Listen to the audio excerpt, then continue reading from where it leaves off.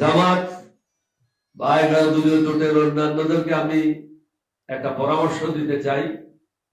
এখন আমরা আছি 11 দলীয় জোট, 11 দলীয় নির্বাচনী জোট, যেটা জোটও বলা যায় না, ঐক্য জোটও বলা যায় না, এটা একটা নির্বাচনী সমঝোতা।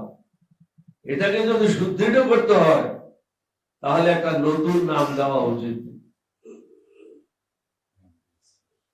ন্যাশনাল অ্যালায়েন্স ফর ডেমোক্রেসি অথবা national alliance for social justice, যেটাই পছন্দ করেন, বা অন্যটাই হইতে পারে।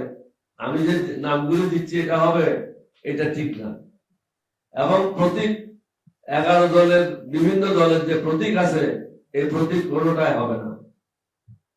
নতুন একটা প্রতীক বেছে নিয়ে আমাদেরকে ঐক্যবদ্ধভাবে আন্ডার ওয়ান প্ল্যাটফর্ম এগিয়ে দিতে হবে। এতে আমাদের মধ্যে ঐক্য আরো সুদৃঢ় হবে।